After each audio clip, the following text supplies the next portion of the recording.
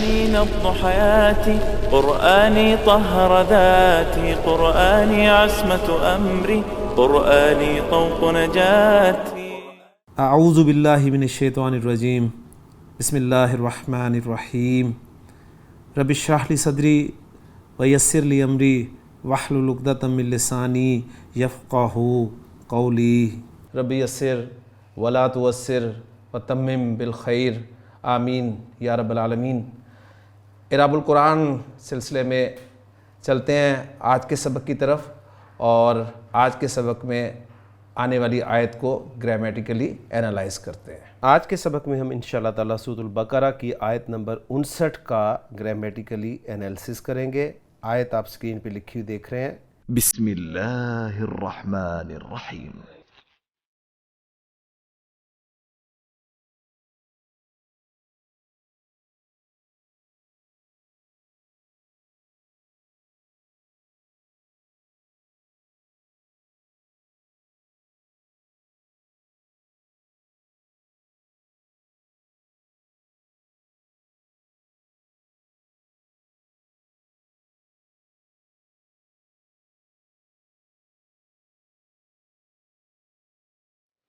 صدق اللہ العظیم. اس آیت میں استعمال ہونے والے الفاظ میں سے افعال، اسماء اور حروف کو ہم الگ الگ دیکھتے ہیں، لیکن ایک بات نوٹ کر لیجئے کہ آیت نمبر 59 پر ہمارا سورۃ البقرہ کا رکوع نمبر 6 انشاءاللہ تعالی مکمل ہو جائے گا، اور انشاءاللہ اگلے سبق میں ہم سورۃ البقرہ کا 7واں رکوع شروع کریں گے.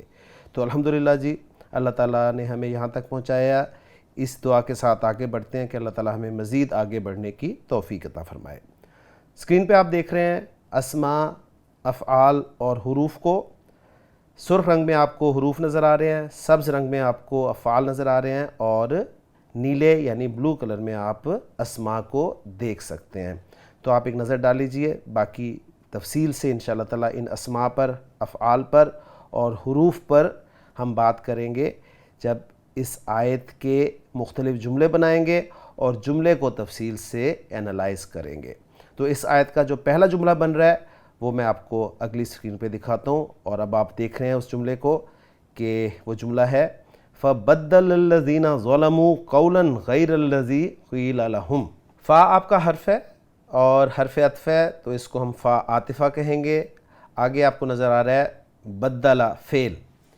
بدلہ فعل، اس کا مادہ کس باب سے استعمال ہوا ہے؟ میں امید کرتا ہوں کہ آپ نے پہچان لیا ہوگا. با دال لام اس کا مادہ ہے، اور درمیان والا حرف شد کے ساتھ ہے. ماضی میں جب ایسا کوئی لفظ بنتا ہے تو باب تفعیل کا لفظ ہوتا ہے، لیکن آپ اسکرین پہ دیکھیے خان صاحب نے آپ کے سامنے اس کو کیسے ذکر کیا ہے. تو با دال لام مادہ باب نصر ینصرو سے ثلاثی مجرد میں جب یہ استعمال ہوتا ہے تو بدلا یبدلو بدلن، اس کے معنی ہوتے ہیں جی کسی چیز کے عوض دوسری چیز لینا. باب فعال میں بھی یہ لفظ استعمال ہوتا ہے، لیکن یہاں پر جو استعمال ہوا ہے باب تفعیل میں استعمال ہوا ہے بدلا یبدلو تبدیلاً. اس کے معنی یہاں پر لکھے ہوئے ہیں بدل دینا یا بدل میں دینا، یعنی تبدیل کرنا. ٹھیک ہو گیا. مزید تھوڑا سا میں آپ کو اس کے بارے میں بتا دوں کہ بدلا یبدلو یعنی تبدیل کا لفظ جو ہم اردو میں استعمال کرتے ہیں نا، تو اس کے ایک معنی اردو میں ہمارے اعتبار سے یوں بنتے ہیں کہ آپ ایک چیز کو دوسری چیز میں تبدیل کر دیتے ہیں. ٹھیک ہے، کوئی ایک چیز ہوتی ہے، آپ اسے دوسری چیز میں بدل دیتے ہیں یعنی تبدیل کر دیتے ہیں. ٹھیک ہو گیا. ان معنی میں بھی اردو میں استعمال ہوتا ہے. اور ایک معنی اس کے یہ ہوتے ہیں کہ آپ ایک چیز کے بدلے دوسری چیز تبدیل کر لیتے ہیں. بات سمجھ میں آ گئی؟ یعنی آپ کے پاس ایک چیز ہے، فرض کیا آپ کے پاس ایک کتاب ہے، آپ کتاب دیتے ہیں اور اس کے بدلے میں دوسری کتاب لے لیتے ہیں. تو گویا آپ کہیں گے کہ میں نے کتاب کے بدلے میں کتاب لے لی، یعنی میں نے کتاب کو کتاب کے ساتھ بدل لیا، یعنی میں نے ایک کتاب کو دوسری کتاب کے ساتھ تبدیل کر لیا. بات سمجھ میں آ گئی؟ تو یہ مفہوم ذرا سامنے رکھیں کہ ایک چیز کو دوسری چیز میں تبدیل کرنا، اور دوسرا مفہوم یہ کہ ایک چیز کے بدلے دوسری چیز تبدیل کر لینا. اور اس مفہوم میں یعنی ایک چیز آپ کے پاس ہوگی نا جو آپ تبدیل کر کے لیں گے اور دوسری چیز جو آپ کے پاس سے چلی جائے گی. مثلا میں کہتا ہوں عربی زبان میں کہ بدلا کتابن، میں نے ایک کتاب تبدیل کی. بدلا کتابن بی کتابن، میں نے ایک کتاب کو ایک دوسری کتاب کے ذریعے تبدیل کیا. یہ جو با کے ساتھ کتاب کا ذکر ہوا ہے نا یہ آپ کے ہاتھ سے گئی ہے، اور بغیر پریپوزیشن کے آپ نے کتاب کا لفظ بولا ہے نا، آپ نے کہا بدلا کتابن، میں نے کتاب تبدیل کر لی. اب یہ جو بغیر پریپوزیشن کے آپ کتابن کا لفظ لے کر آئے ہیں یہ آپ کے پاس آئی ہے، یعنی اسے آپ نے بدلے میں لیا ہے. بات سمجھ میں آ گئی؟ اور جو آپ نے دیا ہے بدلے میں وہ ہے جو با کے ساتھ استعمال کیا آپ نے. اس بات کو سامنے رکھیں گے تو انشاءاللہ تعالیٰ یہ آیت آپ کو سمجھ میں آ جائے گی انشاءاللہ تعالیٰ. تو بدلا یبدلو تبدیلاً، تبدیل کرنا اردو میں لفظ استعمال کرتے ہیں. بدلا صیغہ نمبر 1 ہے، اور ہم نے یہ پڑھا ہے کہ جملہ فعلیہ میں اگر صیغہ نمبر 1 یا 4 آئے تو اس کا فاعل آگے آ سکتا ہے، اور فاعل مرفوع ہوتا ہے تو یہ صیغہ نمبر 1 ہے تو اس کا فاعل آگے آ سکتا ہے. فاعل مرفوع ہوتا ہے، آگے ذرا نظر ڈالیں پوری لائن میں آپ کو کوئی مرفوع اسم نظر آ رہا ہے؟ آپ کو مرفوع اسم کوئی نظر نہیں آ رہا. تو کیا ہم بدلا کے اندر ہی فاعل کو مان لیں، یعنی ہوا کی ضمیر کو فاعل مان لیں؟ جی نہیں، اس لیے کہ آپ فوراً دیکھیں ذرا الذین آپ کو آگے نظر آ رہا ہے، اور الذین ایک اسم الموصول ہے، اور اسم الموصول ایک ایسا اسم ہے جو کہ مبنی ہوتا ہے، اور جب بھی کوئی اسم مبنی ہوتا ہے تو آپ اسے فاعل بھی بنا سکتے ہیں، مفعول بھی بنا سکتے ہیں، اور اسے مجرور بھی شو کر سکتے ہیں. تو گویا مبنی اسم کا اعراب جو ہے وہ محلاً ٹریٹ کیا جاتا ہے. تو یہاں پر الذین کو ہم بدلا کا فاعل بنا لیتے ہیں. جب ترجمہ کریں گے نا تو 100% انشاءاللہ تعالیٰ یہی نکلے گا. ٹھیک ہے، الذین اسم موصول ہے، جمع کا لفظ ہے، مذکر کا لفظ ہے، اور جب بھی اسم موصول آئے گا اس کا آگے ایک صلہ ضرور ہوگا، اور وہ صلہ جو ہے وہ عام طور پہ جملہ فعلیہ ہوتا ہے. تو آگے آ رہا ہے جی ظلموا، ایک جملہ فعلیہ جو کہ الذین اسم موصول کے لیے صلہ بن رہا ہے. اور جب بھی کوئی جملہ صلہ بن کر آئے گا تو اس جملے میں ایک عائد ضرور ہوگی جو کہ ایک ضمیر کی صورت میں ہوگی جو کہ اسم الموصول کی طرف لوٹ رہی ہوگی. تو ظلموا کے اندر جو فاعل ہے ہم، جو واو کی صورت میں ہمیں نظر آ رہا ہے، یہ عائد بھی ہے، اور ظلمہ فعل جو ہے اس کا فاعل بھی ہے. تو ظلموا فعل اور فاعل جملہ فعلیہ ہو کر یہ الذین اسم موصول کے لیے صلہ بن گیا، اور عائد بھی ہم نے ذکر کر دیا، اور اسم الموصول الذین اپنے صلے کے ساتھ مل کر یہ بدلا فعل کے لیے فاعل بن گیا. تو گویا ہم یوں کہیں گے کہ الذین ظلموا نے بدل ڈالا. الذین ظلموا کا کیا مطلب ہے؟ جنہوں نے ظلم کیا، یعنی الظالمون. ہم نارمل عربی میں یوں بھی کہہ سکتے تھے کہ بدل الظالمون، ٹھیک ہے، ظالموں نے بدل ڈالا. تو اس کو ایک دوسرے انداز میں اسم موصول اور صلے کے ساتھ لایا گیا کہ الذین ظلموا نے بدل ڈالا. اب وہی دو باتیں کہ کس کو کس کے ساتھ بدل ڈالا. ٹھیک ہے، جو بدل ڈالا نا، جو ان کے پاس آئی چیز ہے، ٹھیک ہے، وہ وداؤٹ پریپوزیشن ہوگی، اور جس کے ساتھ بدلا ہے نا، یعنی جو ہاتھ سے گئی ہے وہ با کے ساتھ ہوگا. تو با کے ساتھ آپ کو کچھ نظر نہیں آ رہا. کلیئر ہو گیا؟ تو با کے ساتھ وہ قول ہوگا، وہ بات ہوگی جو نے کہا تھا نا کہ وَقُولُوا حِطَّةٌ، کہ تم حِطَّةٌ کہو، یعنی مَسْأَلَتُنَا حِطَّةٌ. یہ ایک قول انہیں کہا گیا تھا، یہ انہوں نے دے دیا ہاتھ سے، اور اس کے بدلے میں جو بات لی نا وہ مفعول جو وداؤٹ پریپوزیشن آتا ہے وہ یہاں پر ذکر ہو رہا ہے. قولاً، ایک اور بات، ایک دوسری بات، ایک ایسی بات. نکرہ آ رہا ہے قول کا لفظ، اور نکرہ جب بھی آئے گا اس کا ہم ترجمہ اسے یعنی نکرہ موصوفہ بنا کر آگے اس کی صفت کے طور پہ ہم لا سکتے ہیں، جو کہ جار مجرور بھی ہو سکتی ہے اور جملہ بھی ہو سکتی ہے. تو پھر ترجمہ کریں گے ایک ایسی بات، ٹھیک ہے. اور قولن لفظ کے آگے آپ غیر کا لفظ دیکھ رہے ہیں، اور غیر کا لفظ جو ہے یہ اچھی طرح آپ نوٹ کر لیں کہ غیر کا لفظ عام طور پہ صفت بن کر ہی استعمال ہوتا ہے، ٹھیک ہے۔ اس غیر کے لفظ کے بارے میں تھوڑی سی انفارمیشن میں آپ کے ساتھ شیئر کرتا چلوں کہ غیر کے اصل معنی تو ہیں دوسرا یا کوئی اور۔ غیر کے کیا معنی ہے اصل؟ کوئی اور یا دوسرا، اور انہی معنی میں اس لفظ غیر کی جمع اغیار آتی ہے، ٹھیک ہو گیا۔ لیکن قرآن میں اغیار کا لفظ استعمال نہیں ہوا، یہ ہم اردو میں اغیار کا لفظ استعمال کرتے ہیں۔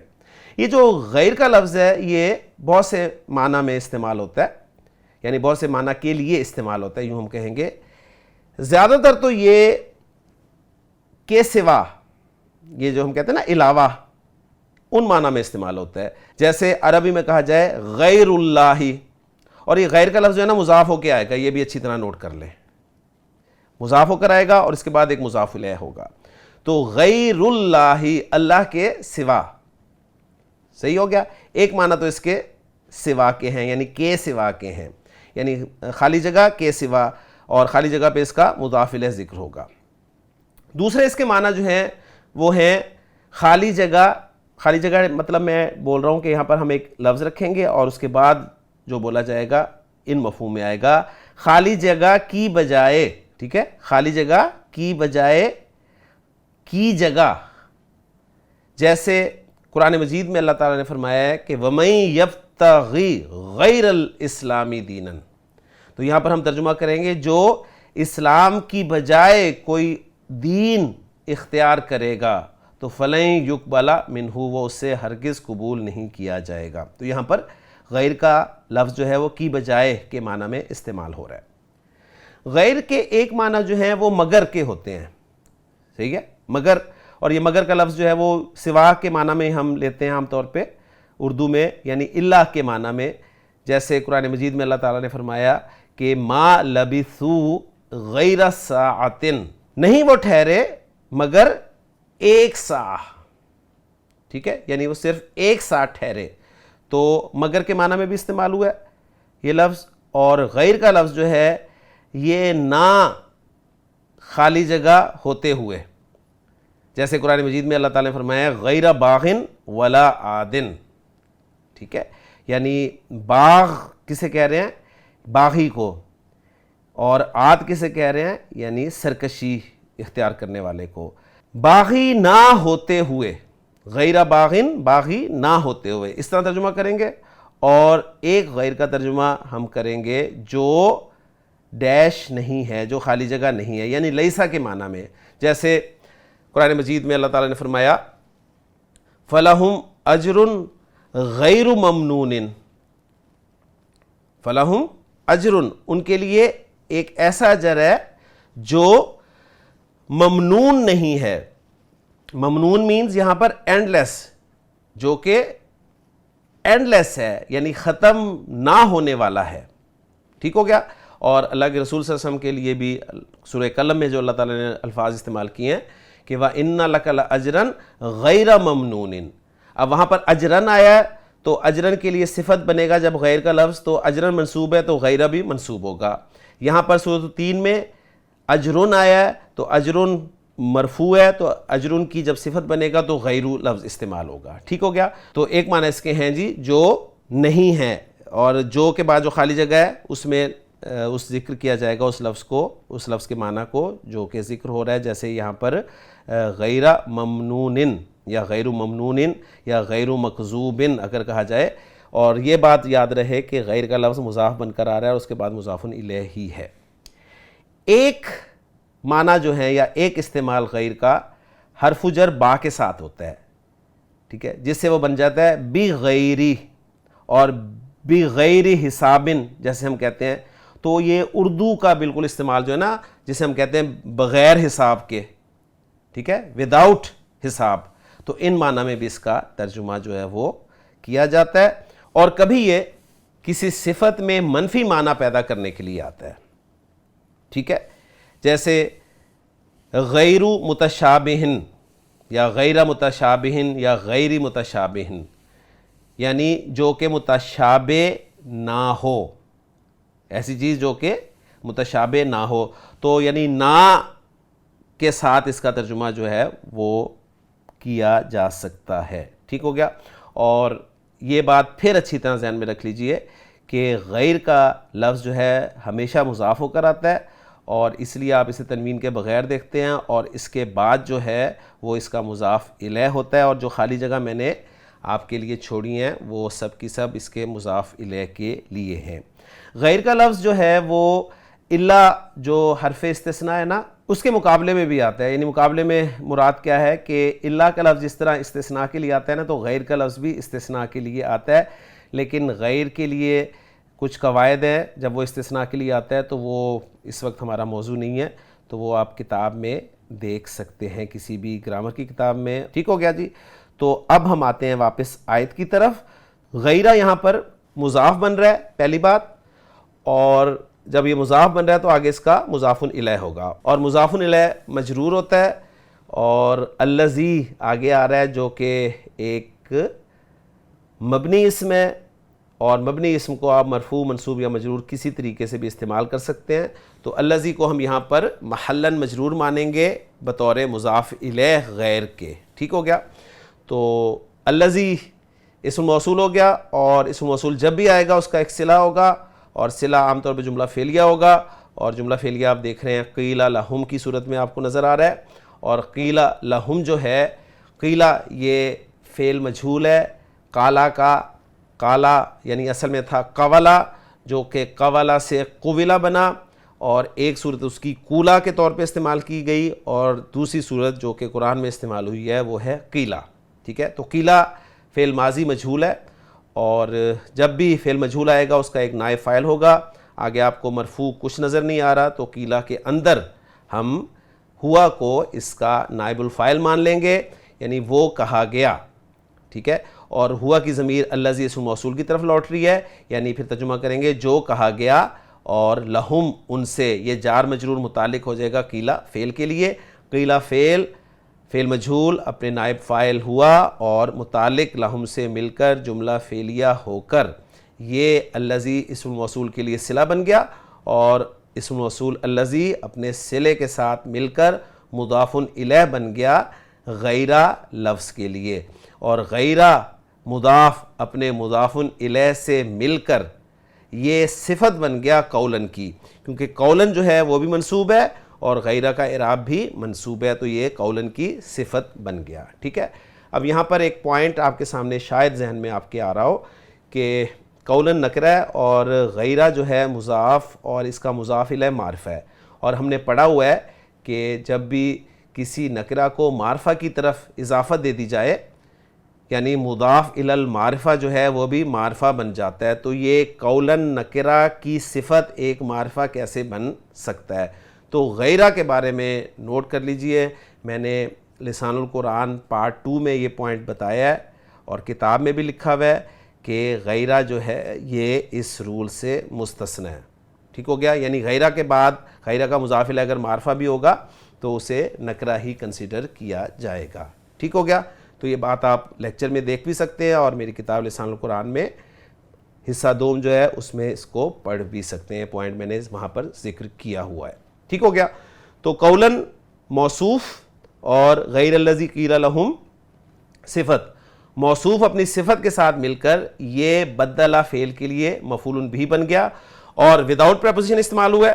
تو یہ وہ بات ہے جو انہوں نے تبدیل کر لی تھی. ٹھیک ہے. اور کس کے بدلے تبدیل کی وہ اس کا ذکر نہیں ہے، وہ با کے ساتھ آنا تھا، وہ تھی، یعنی قولوا حطۃ، یعنی کیا تھا؟ مسألتنا یا سؤالنا حطۃ. اس قول کو، اس بات کو انہوں نے چھوڑ دیا اور اس بات سے بدل لیا. اب یہ جو بات ہے وہ ذکر نہیں کی گئی یہاں پر. یہ کیا بات ہے؟ صرف یہ کہا گیا ہے ایک ایسی بات جو ان سے کہی گئی تھی کے علاوہ ایک ایسی بات انہوں نے لے لی غیر الذی قیل لہم جو تھی، یعنی یہ بات ان سے نہیں کی گئی تھی.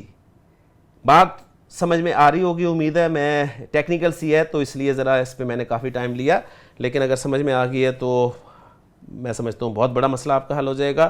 1-2 مرتبہ سنیں تو یقیناً سمجھ میں آ جائے گی. تو بات صرف یہ ہے, ایک ایگزامپل سامنے رکھیں کہ بدلتو کتابن بی کتابن, بدلتو کتابن بی کتابن.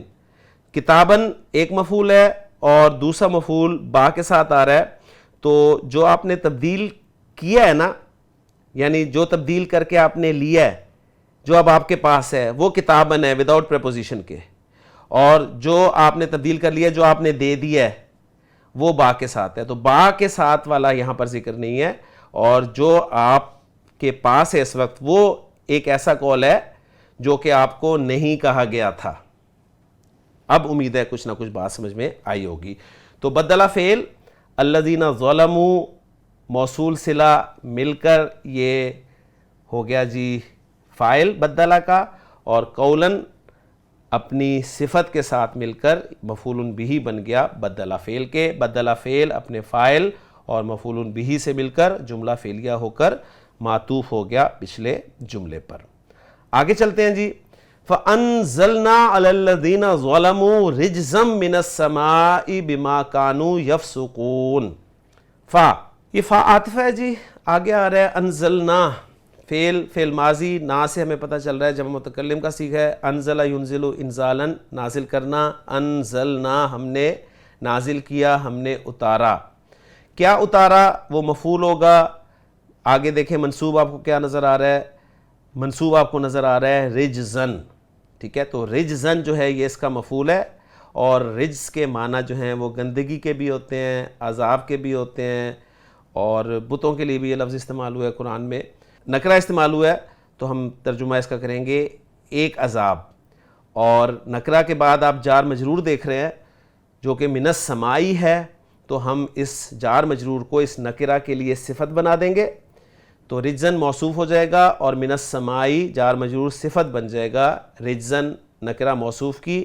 اور پھر ہم ترجمہ کریں گے ایک ایسا عذاب جو آسمان سے تھا. ٹھیک ہے, یعنی آسمان سے ایک عذاب ہم نے اتارا. آگے آپ دیکھ رہے ہیں کہ بما کانو یفسقون ہے, با سببی ہے. کس وجہ سے اتارا, ما کانو یفسقون کی وجہ سے. ما مصدریہ بھی مانا جا سکتا ہے, اور موصولہ بھی کسی نے کہا ہے. مصدریہ کریں گے تو ما مصدریہ جو ہوگا اس کا بھی ایک صلہ ہوگا ضرور. ٹھیک ہے, لیکن ما مصدریہ کے صلے میں کسی آیت کا ہونا ضروری نہیں ہے, اچھی طرح یہ بات نوٹ کر لیجئے. لیکن اگر ما موصولہ ہوگا تو ما موصولہ جو ہے اس کے لیے صلے میں آیت کا ہونا ضروری ہوتا ہے. یہاں پر ما کو میں نے بلو کلر میں دکھایا ہے, تو اگر ما کو ہم حرف مصدر مانے تو پھر ظاہر بات ہے اسے ریڈ میں ہونا چاہیے تھا, لیکن یہاں پر ما موصولہ لیا گیا ہے تو اس لیے بلو کلر میں دکھایا گیا. تو دونوں باتیں آپ کے سامنے بہرحال ہونی چاہیے. تو اگر میں ما موصولہ مانوں تو کانو یفسقون جو ہے یہ اس کا صلہ بن جائے گا, اور کانا جب بھی آئے گا اس کا ایک اسم ہوگا اور ایک خبر ہوگی. کانا کا اسم جو ہے وہ مرفوع ہوتا ہے اور خبر اس کی منصوب ہوتی ہے. اور کانا کا صیغہ آپ دیکھ کر بتا سکتے ہیں کہ اس کا اسم جو ہے وہ ظاہر ہے یا ضمیر ہے. تو صیغہ نمبر 3 آ رہا ہے تو اس کا اسم جو ہے وہ ضمیر ہے. تو کانو میں جو واو کی ضمیر ہے یعنی ہم کی ضمیر وہ اس کا اسم ہے, اور خبر جو ہے وہ منصوب ہوتی ہے. لیکن خبر کی جگہ پر آپ یہاں پر یفسقون فعل دیکھ رہے ہیں. یہ فعل ہم ڈسکس کر چکے ہیں, پہلے اس حصے کو کر لیں, پھر میں دونوں لفظ جو ہیں رجز اور یہ یفسقون کو آپ کو دکھا کر ذکر کر دوں گا. تو یفسقون یہ فعل اور فاعل ہے, فعل مضارع کا صیغہ ہے, اونا کی آواز ہے. تو اونا کی آواز یا تو اسم میں آتی ہے یا پھر فعل مضارع میں آتی ہے. پتہ چلتا ہے آپ کو اگر علامت مضارع لگی ہے تو فعل مضارع ہے, ورنہ وہ اسم ہوگا, سیدھی سی بات ہے. علامت مضارع یا لگی ہوئی ہے تو بتا رہی ہے کہ غائب کا صیغہ ہے, اور فسق کے معنی ہوتے ہیں نافرمانی کرنا کے, تو وہ نافرمانی کرتے ہیں لفظی ترجمہ ہوگا. اس جملہ فعلیہ کو یعنی فعل اور فاعل کو ہم محلاً منصوب خبر مانیں گے کانا کی, اور کانا اپنے اسم اور خبر کے ساتھ مل کر یہ جملہ فعلیہ بن کر یہ صلہ بن جائے گا ما موصولہ کے لیے. صحیح ہو گیا, یا یہ صلہ بن جائے گا ما مصدریہ کے لیے. ٹھیک ہے, دونوں چیزوں کو سامنے رکھیں. اور کانا پلس مضارع جو ہے یہ مفہوم دیتا ہے, آپ کو پتہ ہے, ماضی استمراری کا. تو ہم ترجمہ کریں گے جو وہ نافرمانی کیا کرتے تھے, جو وہ نافرمانی کرتے تھے. اگر ما کو موصولہ مانے تو صلہ میں ایک عائد کا ہونا ضروری ہے. وہ عائد آپ کو نظر نہیں آ رہی تو وہ کوئی نہ کوئی ضمیر جو ہے وہ آپ کو محذوف ماننی پڑے گی.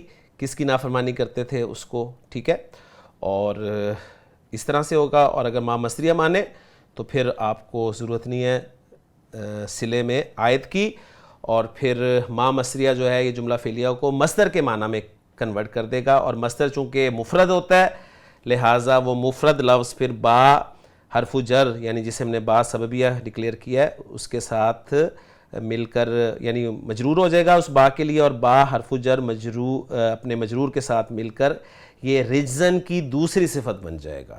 ٹھیک ہے, پھر ترجمہ یوں کریں گے کہ ایک ایسا عذاب جو کہ آسمان سے تھا, اور ایک ایسا عذاب جو ان کے فسق ان کی نافرمانی کرنے کے سبب سے تھا.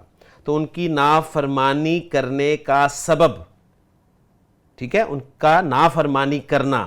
اب یہ کانو یفسقونا کا مصدری معنی میں کیا کر رہا ہوں, ان کا نافرمانی کرتے رہنا, یعنی اب وہ بھی ذرا یعنی استمراری کا مفہوم بھی آ جائے گا, اور ان کے نافرمانی کرنے کے سبب سے تھا.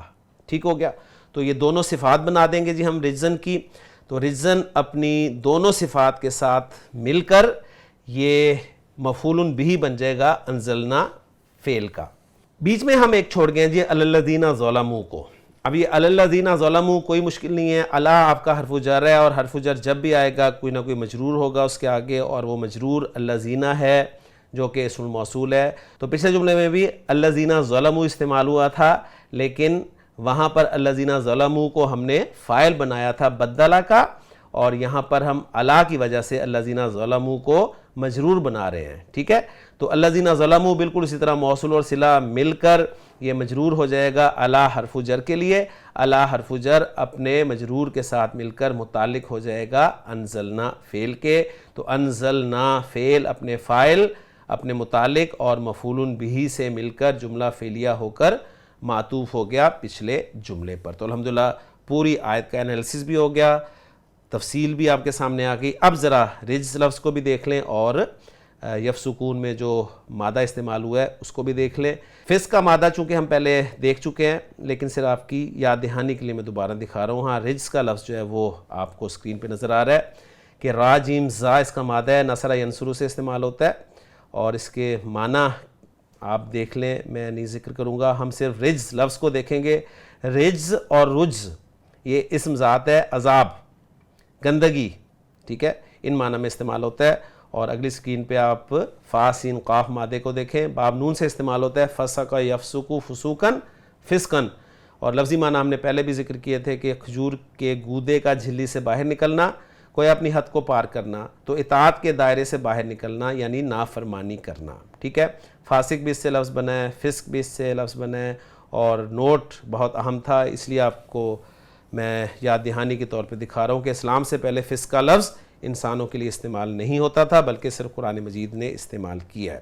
تو الحمدللہ آیت نمبر 59 ہماری مکمل ہوگی اعراب کے اعتبار سے بھی اور لغت کے اعتبار سے بھی. اب ہم دیکھتے ہیں کہ اس کا اعراب جو ہے وہ ٹیکنیکلی کس طرح کیا گیا ہے. تو اسکرین پہ آپ دیکھ لیں الاعراب. الفاء عاطفۃ, فا عاطفہ ہے, بدلہ فعل ماضی ہے, الذین اسم موصول ہے, اور یہ فی محل رفع فاعل ہے. ٹھیک ہے, ہم نے بھی فاعل بنایا. ظلموا فعل ماضی اور اس کا فاعل اس کے ساتھ ہی ہے. اور قولن جو ہے, اب دیکھیں انہوں نے نا الذین بس ذکر کر دیا فاعل, اور آگے یہ نہیں بتایا کہ ظلموا جو ہے اس کا صلہ ہے. تو یہ ایک فرق ہے جو کہ ہم اپنی تفصیل میں ذکر کر دیتے ہیں. قولن مفعول بہ ہے, منصوب ہے, ایسے ہم نے بنایا. غیر جو ہے وہ کہہ رہے ہیں کہ یہ نعت ہے قولن کی, ہم نے بھی صفت بنائی ہے. نعت کا لفظ اور صفت کا لفظ ہم مانے, اور وہ بھی انہوں نے کہا ہے منصوب ہے اسی کی مثل. اور الذی اسم موصول مضاف الیہ ہے, فی محل جر, کیونکہ ظاہر بات ہے غیرہ کے لیے مضاف الیہ بن رہا ہے. قیلہ فعل ماضی ہے اور مبنی للمجہول یعنی پیسو وائس ہے, اور نائب الفاعل جو ہے اس کے ضمیر اندر جو چھپی ہوئی ہے ہوا وہی ہے, اور وہ قول کی طرف جا رہی ہے. بات سمجھ میں آ گئی, یہ اس کا نائب فاعل ہے، انہوں نے جو بات کہی گئی تھی نا یہ اس طرف جا رہی ہے ضمیر ہوا کی. لام حرف جر ہے اور ہم جو ہے یہ مجرور ہے، جار مجرور متعلق ہو گئے قیلہ فعل کے. فا پھر عاطفہ ہے، انزلنا فعل ماضی ہے اور نا اس کا فاعل ہے، وہ کہہ رہے ہیں ہم کہتے ہیں نحنو کی ضمیر ہے. علی حرف جر ہے، الذین اسم موصول ہے اور یہ جار مجرور متعلق ہو گیا انزلنا فعل کے. انہوں نے پھر صلے کا ذکر نہیں کیا یہاں پر. ظلموا سبق اعرابہ، انہوں نے کہا بس اعراب گزر گیا اس کا. رجزن مفعول بہ منصوب ہے اور من السماء جار و مجرور متعلق بانزلنا، وہ کہہ رہے ہیں کہ یہ جار مجرور متعلق انزلنا کیا ہے، ہم نے اسے صفت بنایا ہے. انہوں نے ایک نمبر پوائنٹ کا دے دیا ہے تو وہ گویا نیچے کہیں ذکر کیا گیا ہوگا کہ یہ صفت بن سکتا ہے. البا حرف جر ہے اور للسببیہ یعنی سبب بیان کرنے کے لیے استعمال ہوا ہے جسے ہم با سببیہ کہتے ہیں. ما حرف مصدری، انہوں نے حرف مصدر قرار دیا ہے. کانو فعل ناقص اور اس کا اسم ہم ہے جو کہ واو کی صورت نظر آ رہا ہے، وہ ذکر کریں کہ والواو اسم کانا. یفسکون فعل مضارع مرفوع یہ ذکر کرتے ہیں جو نارمل ہم فعل مضارع کہتے ہیں اور واو کو اس کا فاعل قرار دے رہے ہیں. تو الحمدللہ جو اعراب ہم نے کیا ہے اسی سے ملتا جلتا اعراب ہے الحمدللہ. جملوں کا اعراب دیکھ لیتے ہیں. جملہ بدل الذین ظلموا فی محل جر معطوف علی جملہ قلنا، تو یہ پچھلے جملے پر انہوں نے عطف کیا ہے نا، تو اس لیے وہ چونکہ محل جر میں تھا اس لیے یہ بھی وہ کہہ رہے ہیں کہ معطوف ہے تو یہ بھی محل جر میں ہوگا. و جملہ ظلموا لا محل لها صلۃ الموصول، یہاں پہ وہ ذکر کرتے ہیں کہ یہ صلۃ الموصول ہے الذین کا. جملہ قیل لهم لا محل لها صلۃ الموصول الذین، یہاں پر انہوں نے ذکر کیا ہے اس جملے کو جو کہ صلہ ہے. جملہ انزلنا فی محل جر معطوف علی جملہ بدلا، بدلا چونکہ محل جر میں تھا، جر کے محل میں تھا تو اس لیے اسے جب عطف کر رہے ہیں اس پر تو یہ بھی محل جر ہی ہوگا یعنی جر کے محل میں ہوگا جملہ انزلنا سے. اور جملہ چونکہ آپ کو پتہ ہے مبنی ہوتا ہے تو اسے بھی آپ کسی طرح ٹریٹ کر سکتے ہیں. جملہ ظلموا الثانیہ، دوسرا جو ظلموا ہے جملہ وہ لا محل لها صلۃ الموصول الذین ثانی، یہ دوسرا الذین جو آیا ہے اس کا صلہ ہے. اور جملہ کانو یفسکون لا محل لها صلۃ الموصول الحرفی ما جو مصریہ ہوتا ہے اس کا صلہ جو ہے اس کو صلۃ الموصول الحرفی کہا جاتا ہے اور جو دوسرا ہوتا ہے ما موصولہ اس کے صلے کو صلۃ الموصول ہی سمپل کہا جاتا ہے. جملہ یفسکون فی محل نصب خبر کانا، ٹھیک ہے کانو کی خبر ہے. اور ایک بات تو بتا رہے ہیں کہ والمصدر المعول، جو مصدر معول بنایا ہے نا ما سے اور ما کانو یفسکون، یہ جو بنا تھا مصدر معول، اگر ما کو مصدریہ مانا تو وہ کہتے ہیں کہ مصدر معول جو بنا ہے من ما والفعل، ما اور فعل کے ساتھ، یہ فی محل جر، جر کے محل میں ہوگا بالبا، با سببیہ کی وجہ سے، ٹھیک ہے. اور اس کو متعلق وہ کہہ رہے ہیں انزلنا فعل کے کر دیا جائے گا. تو الحمدللہ جملوں کا اعراب بھی ہو گیا. ترجمہ دیکھ لیں. فبدل الذین ظلموا قولا غیر الذی قیل لهم، پھر ان لوگوں نے جنہوں نے ظلم کیا بات کو اس کے خلاف بدل دیا جو ان سے کہی گئی تھی، ٹھیک ہے. فانزلنا علی الذین ظلموا رجزا من السماء بما كانوا یفسقون، تو ہم نے ان لوگوں پر جنہوں نے ظلم کیا تھا آسمان سے ایک عذاب نازل کیا اس لیے کہ وہ نافرمانی کرتے تھے. تو آپ کو پتہ چل گیا ہوگا کہ آسمان سے ایک عذاب نازل کیا، یہ بتا رہا ہے آسمان سے ایک عذاب جو ہے وہ آسمان سے صفت بن رہا ہے رجز کی، ٹھیک ہے. اور بما کانوا یفسقون کو انہوں نے اس لیے سمپل ذکر کر دیا اس لیے کہ وہ نافرمانی کرتے تھے. اب آ جائیں جی تفسیر جلالین کی طرف. فبدل الذین ظلموا، آگے انہوں نے ذکر کیا منہم، ان میں سے جو ظالم تھے، ظلموا منہم، ٹھیک ہے، ان میں سے جو ظالم تھے. قولا غیر الذی قیل لهم، اس بات کو جو ان سے کہے ہوئے کلمہ کے برخلاف تھی. اچھا اب یہاں پر آپ کو شاید وہ چیز سمجھنا ہے کہ جو ہم نے بدلہ کے حوالے سے پڑھی ہے. بہرحال یہ وہ کہہ رہے ہیں کہ ظالموں نے اس بات کو بدل دیا جو ان سے کہے ہوئے کلمہ کے برخلاف تھی، اس بات کو بدل دیا جو ان سے کہے ہوئے کلمہ کے برخلاف تھی. تو گویا یہاں پر یہ لگ رہا ہے کہ قولن جو ہے وہ بات ہے جو بدلی گئی ہے اور جو ان سے کہے ہوئے کلمہ کے برخلاف تھی. مجھے تو یہ سمجھ آ رہی ہے، باقی آپ اپنا غور اس پہ ذکر کر سکتے ہیں، لیکن جو میں نے مثال دے کے آپ کو سمجھانے کی کوشش کی ہے اس سے امید ہے کہ بات سمجھ میں آ جانی چاہیے. فقالوا حبۃ فی شعرۃ ودخلوا یزحفون علی استاہہم، یعنی اب یہ بتا رہے ہیں بجائے حتہ کے یعنی حتۃن کہنے کے انہوں نے حبۃن کہنا شروع کر دیا، ٹھیک ہے. اور سرین کے بل شہر میں داخل ہوئے. یعنی انہوں نے کہا تھا سجدہ کرتے ہوئے داخل ہو، تو وہ جھکے نہیں بلکہ رینگتے ہوئے نا اپنی سرین کے بل وہ شہر میں داخل ہوئے. فَأَنزَلْنَا عَلَى الَّذِينَ ظَلَمُوا، اس لیے ہم نے ظالموں پر اتاری. کیا اتاری؟ اب یہاں پر کہہ رہے ہیں کہ الذین ظلموا میں جو الذین ظلموا علیہم بھی کہا جا سکتا تھا، لیکن الذین ظلموا دوبارہ اسم ظاہر لایا گیا. پیچھے بھی آ گیا نا الذین ظلموا، تو اس کی جگہ اب ہم کی ضمیر لے آتے، لیکن بتایا جا رہا ہے کہ یہ کیوں نہیں لائی گئی. فیہ وضع الظاہر، یہاں موضع المضمر، یعنی ضمیر کی بجائے اسم ظاہر جو لایا گیا ہے. کیوں لایا گیا؟ مبالغتاً فی تقبیح شأنہم، یعنی ان کی تقبیح شان میں مبالغہ کرنا ہے. صحیح ہے، یعنی مبالغے کے لیے، اس میں انٹینسٹی پیدا کرنے کے لیے بجائے ضمیر کے اسم ظاہر کو ہی لایا گیا. تو یہ کچھ چیزیں جو ہے آپ کو قرآن بلاغت اور فصاحت سمجھائے گا. رجزن اس کو ذکر کیا جا رہا ہے عذاباً تعاوناً، یعنی ایک تعاون کا عذاب تھا. من السماء بما كانوا يفسقون بسبب فسقهم ای خروجهم عن الطاعة فهلك منهم في ساعة 70,000 او اقل. یہ ایڈیشنل انفارمیشن ہے جی، جو کہ ہمیں قرآن نہیں بتا رہا. ان کے فسق کی وجہ سے، اور یعنی خروجہم عن الطاعة، یعنی ان کا اطاعت سے باہر نکلنا. ٹھیک ہے، اطاعت سے باہر نکلنا یعنی نافرمانی کرنا. تو پھر کیا ہوا؟ فَهَلَكَ مِنْهُمْ فِي سَاعَةٍ، تو ایک ہی ساعت میں ہلاک ہو گئے ان میں سے 70,000 او اقل، 70,000 یا اس سے کم فوراً ہلاک ہو گئے.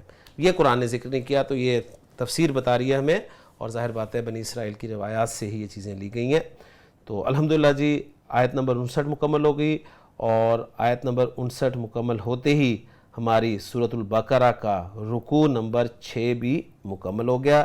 انشاءاللہ تعالی اگلے سبق میں ہم رکوع نمبر 7 شروع کریں گے، اور اس کی ایک آیت کرتے ہیں یا 2 آیات کرتے ہیں، یہ انشاءاللہ سبق پر ہی ڈیپینڈ کرے گا. تو الحمدللہ جی اللہ تعالیٰ سے دعا کرتے رہیں کہ اللہ تعالیٰ ہمارے لیے ان اسباق کو مزید آسان تر بنائے. یہ تھا ہمارا آج کا سبق. میں امید کرتا ہوں کہ آج کے سبق میں پڑھی جانے والی آیت آپ کو الحمدللہ سمجھ میں آ گئی ہوگی. اللہ تعالیٰ سے دعا ہے کہ اللہ تعالیٰ ہمیں اسی طرح ان آیات کو سمجھنے کی توفیق عطا فرمائے اور ان پر عمل کرنے کی توفیق عطا فرمائے. سبحانک اللہم و بحمدک، اشہد ان لا الہ الا انت، استغفرک و اتوب الیک. قرآني نبض حياتي، قرآني طهر ذاتي، قرآني عصمة أمري، قرآني طوق نجاتي. قرآني نبض حياتي، قرآني طهر ذاتي، قرآني عصمة أمري، قرآني